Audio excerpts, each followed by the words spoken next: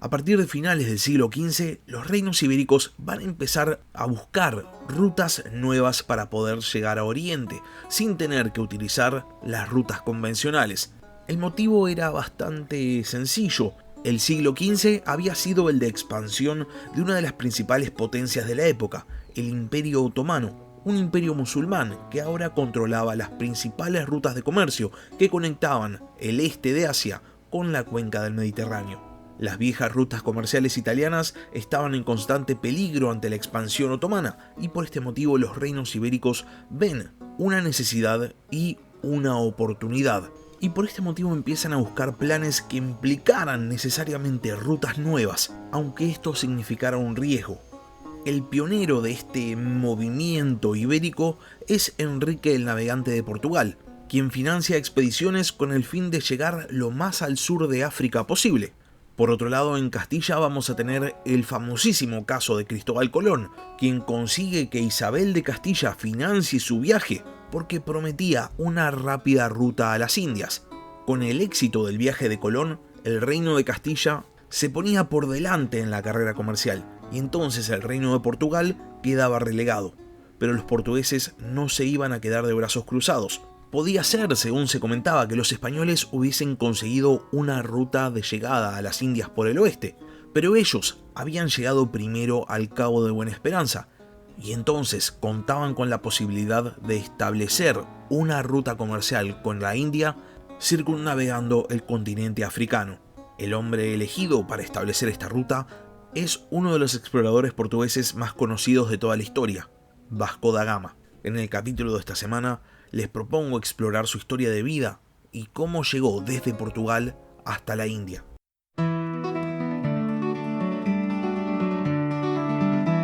Hola a todos, sean bienvenidos al podcast de historia La Barba Roja de Barba Roja.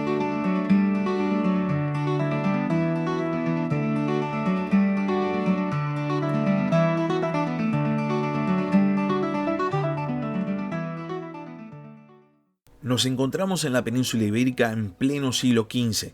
Es un periodo políticamente convulso en el que caen imperios tradicionales y surgen nuevas potencias.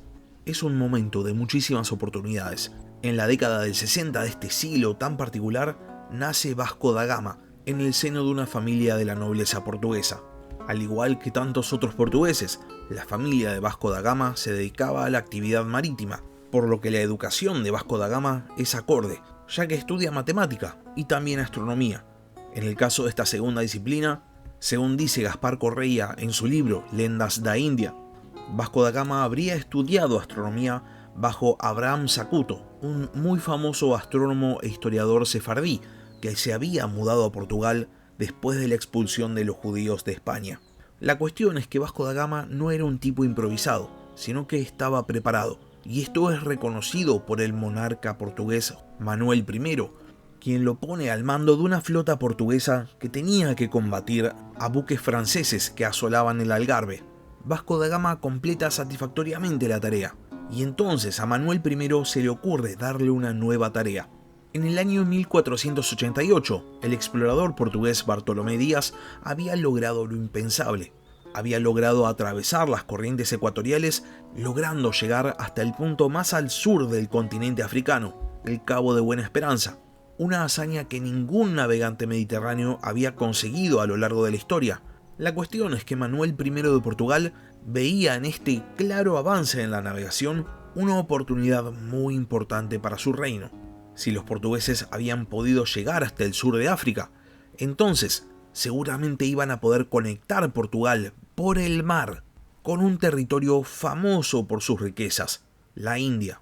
La ruta comercial entre la India y la cuenca del Mediterráneo llevaba existiendo desde la antigüedad.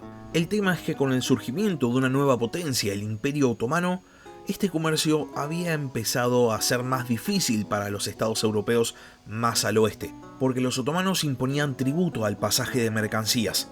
Esto producía que los productos asiáticos, que tanto le gustaba consumir a la aristocracia europea, se viesen enormemente encarecidos, por lo que parecía ser el momento de encontrar una nueva ruta. Para los portugueses, esta idea había emergido como una posibilidad sincera a partir del descubrimiento del Cabo de Buena Esperanza. Y entonces Manuel I decide que es momento de concretar esta ruta comercial y pone a Vasco da Gama al mando de una flota de exploración que iba a tener como misión llegar a la India, comerciar y volver.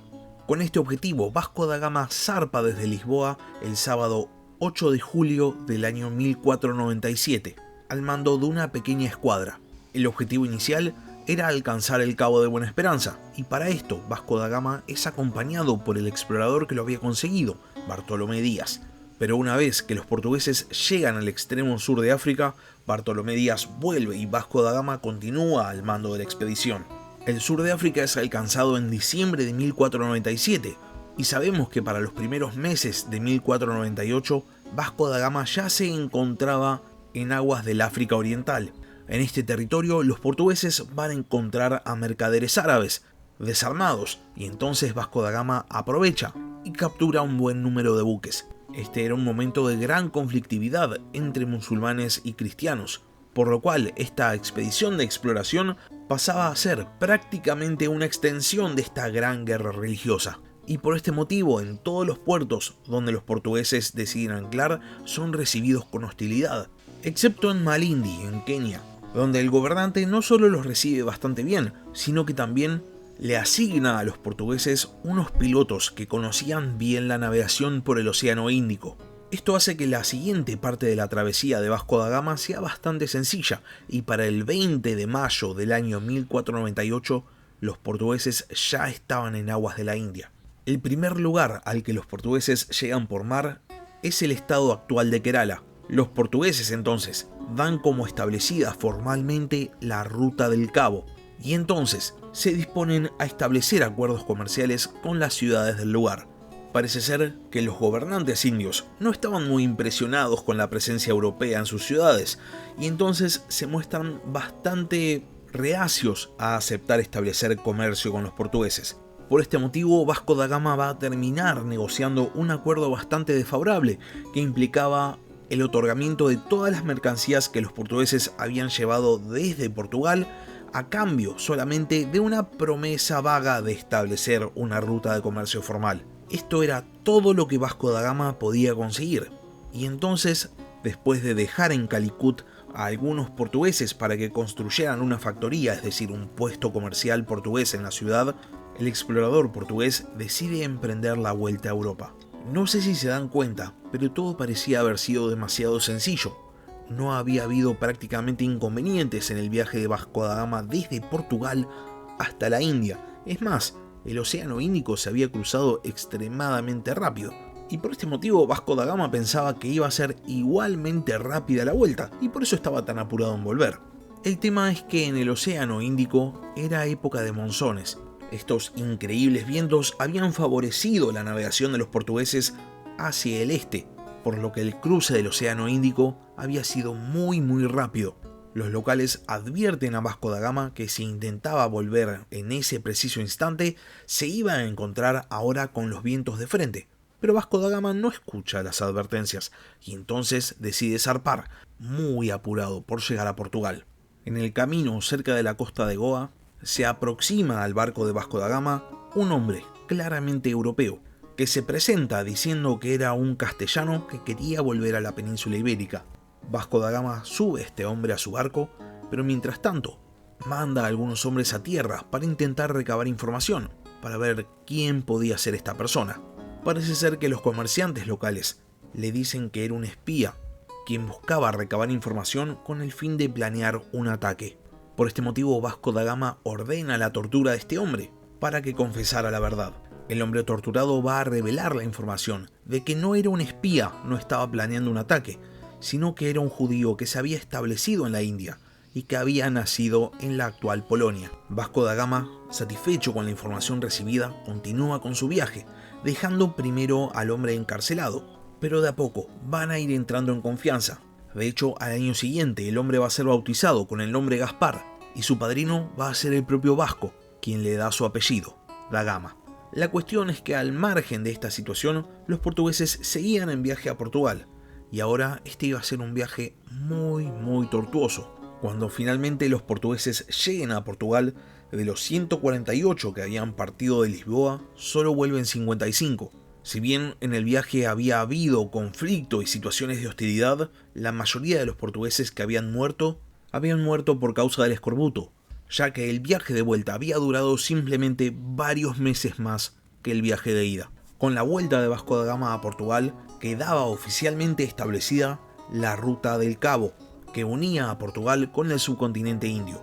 Esto trae enorme fama a Vasco da Gama y también enorme riqueza a Portugal, que va a empezar a aventajar a todos los demás estados europeos, salvo obviamente a España. Vasco da Gama recibe grandes honores, entre ellos el título de Don y también una pensión vitalicia, y por el momento parecía que el explorador portugués se había retirado. Sin embargo, en el año 1502, Vasco da Gama va a ser llamado nuevamente para otro viaje a la India. Portugal contaba con una gran cantidad de exploradores, y de hecho el primero en realizar un segundo viaje a la India no es Vasco da Gama, sino Pedro Álvares Cabral, el descubridor de Brasil. Sin embargo, parece que Cabral hace un muy mal trabajo en cuanto a conseguir ganancias en la India, y por eso es reemplazado por Vasco da Gama. En este segundo viaje, Vasco da Gama se va a ver involucrado en la guerra entre Calicut y Cochin, luchando en el bando de la segunda y destruyendo una flota completa de Calicut, lo que hace que los portugueses se ganen el favor del gobernante de Cochin, quien les permite construir una colonia en la ciudad, lo que va a permitir a los portugueses empezar a plasmar su hegemonía en la costa de Malabar. Después de esto, Vasco da Gama vuelve nuevamente a Portugal, acompañado de emisarios de Cochin que rinden tributo al monarca portugués. Ahora sí parecía que la carrera de Vasco da Gama como explorador había concluido. El portugués va a pasar los siguientes 20 años de su vida disfrutando de todo lo que había conseguido, hasta que en el año 1524 es convocado nuevamente por el monarca portugués y es enviado a Cochin como virrey. Parece ser que el dominio portugués en la India era bastante caótico. Vasco da Gama viaja desde Portugal, llega a Cochin, se hace cargo del gobierno, ordena todo el dominio portugués y muy poco tiempo después muere el 24 de diciembre del año 1524. Ahora sí, de manera definitiva, llegaba a su fin la carrera de uno de los exploradores portugueses más conocidos de toda la historia. Y con esto llegamos al final del capítulo de esta semana. Si llegaron hasta acá y no están suscriptos al canal, les recomiendo que se suscriban. Subo capítulos nuevos todas las semanas. Y si por otro lado ya están suscriptos pero tienen ganas de apoyar al podcast, pueden hacerlo transformándose en miembros del canal en YouTube o si no transformándose en Patreons. Les dejo el link en la descripción del capítulo. Muchas gracias por haber escuchado y hasta la próxima.